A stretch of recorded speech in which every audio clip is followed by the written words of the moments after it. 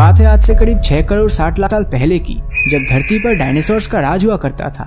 ये विशाल जीव पृथ्वी पर लगभग हर जगह थे, लेकिन फिर एक दिन ऐसा आया जिसने डायनासोर्स को हमारी पृथ्वी पर से हमेशा के लिए खत्म कर दिया। लेकिन आखिर इसका कारण क्या था?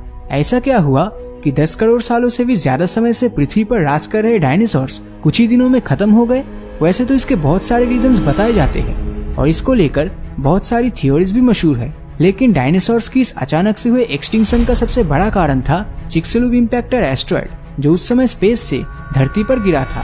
तो पिछले वीडियो में लाइक्स का टारगेट कंप्लीट होने के चलते चलिए आज डायनासोर्स के विलुप्ति के बारे में जानते हैं। दोस्तों, डायनासोर्स के विलुप्त होने के पीछे कई कारण बताए जाते हैं। कुछ लोग मानते हैं कि ये सब क्लाइमेट चेंजेस के कारण हुआ था, तो कुछ कहते हैं कि उस समय पृथ्वी पर कोई जानलेवा बीमारी फैल गई थी। कई लोगों ने तो ये भी लॉजिक दिया कि डायनासोर्स का दिमाग उनकी बॉडी के हिसाब से काफी छोटा था और इसी कारण वो एग्जिस्ट नहीं कर पाए। अब अगर ऐसा होता तो मैं दावे के साथ कह सकता हूँ कि वो काफी समय पहले ही एक्सटिंक्ट हो चुके होते और अपने छोटे दिमाग के साथ एटलीस्ट 10 करोड़ साल तो नहीं जी पाते।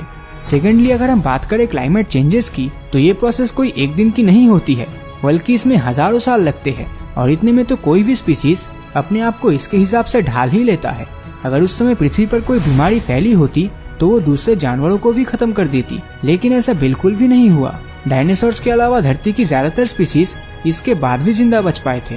साल 1980 में अमेरिका के geologist Luis and Walter Alvarez ने जमीन में इरिडियम की एक लेयर ढूंढ निकाली और अंदाजा लगाया कि डायनासोर्स का अंत शायद स्पेस से आए किसी कॉमेट या एस्ट्रॉयड की टक्कर का नतीजा था। आपको बता दूं कि इरिडियम एक ऐसा एलिमेंट होता है जो धरती पर ज्यादा नहीं पाया जाता, लेकिन स्पेस में ये काफी ज्यादा मात्रा में है। पहले तो उनकी इस थ्योरी का मजाक बनाया गया, लेकिन 1990s में मेक्सिको के यूकेटन पेनिनसुला के पास चिक्सलूब में हुई जियोग्राफिकल स्टडीज से पता चला कि यहाँ भी इरिडियम के लेयर्स मौजूद है और ये सारे इरिडियम उसी समय से यहाँ पर है जब डायनासोर्स का अंत हुआ था। इस एरिया में एक 150 किलोमीटर बड़ा क्रेटर है जिसे चिक्सलूब क्रेटर कहते हैं और ये क्रेटर उसी एस्ट्रॉयड के कारण बना था जिसने धरती के सबसे विशाल जीवों का नामो निशान मिटा दिया था। दोस्तों, साइंटिस्ट के अनुसार चिक्सलूब इम्पैक्टर एस्ट्रॉयड 11 से 81 किलोमीटर तक लंबा था और इसका मास 4 × 10⁻17 किलोग्राम के आसपास था। यह एस्ट्रॉयड 64,000 किलोमीटर प्रति घंटे की रफ्तार से धरती से टकराया था और इसके टकराने के चलते कुछ ही पलों में 100 lakh crore ton TNT explosion के बराबर एनर्जी रिलीज हुई थी। अब जरा उस समय को इमेजिन कीजिए जब ये एस्ट्रॉयड तेजी से धरती की सरफेस की ओर बढ़ रहा होगा। आसमान में ये नजारा कुछ वैसा ही होगा जैसे हमारे सूरज की तरह कोई बड़ा सा आग का गोला पृथ्वी की तरफ आ रहा हो। उस दिन तो शायद इतना इमेजिन करते करते आपकी जिंदगी खत्म भी हो गई होती। चिक्सलूब एस्ट्रॉयड के जमीन से टकराते ही इतनी ज्यादा एनर्जी के कारण आसपास के 1000 किलोमीटर के इलाके में कोई भी जिंदा नहीं बचा होगा। सिर्फ 9 सेकंड के अंदर ही इस इलाके में प्रेजेंट हर एक जानवर और पेड़ पौधे राख बन गए होंगे। इतनी ज्यादा हीट ने दुनिया भर के जंगलों में आग लगा दी होगी। अभी आग वाला तूफान खत्म नहीं हुआ था कि पानी वाला खतरा भी दस्तक दे चुका था। इतनी तेजी से टकराए किसी विशाल एस्ट्रॉयड से पृथ्वी पर 10.1 रिक्टर स्केल का भूकंप आया होगा।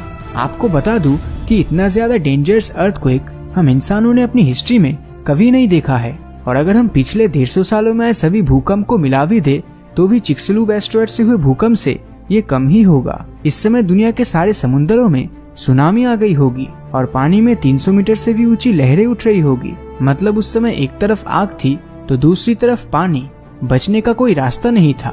जब चिक्सलूब एस्ट्रॉयड जमीन से टकराया होगा उस समय इसके इम्पैक्ट से नीचे के पत्थर टूटकर हवा में बहुत ऊपर तक उछल गए होंगे और बाकी के पत्थर पिघलकर भाप बन गए होंगे।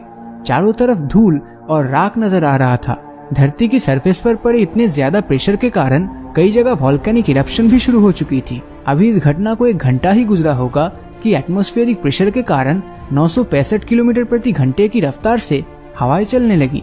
इसके कारण राख और धूल चारों ओर फैल गए और हवा में उड़ते पत्थर ऐसे लग रहे थे जैसे कि मीटियोर की बारिश हो रही हो। आसमान पूरा काला हो गया था और चारों तरफ था तो बस अंधेरा ही अंधेरा। ऐसा अंधेरा जो 1-2 दिन नहीं बल्कि महीनों तक चला होगा।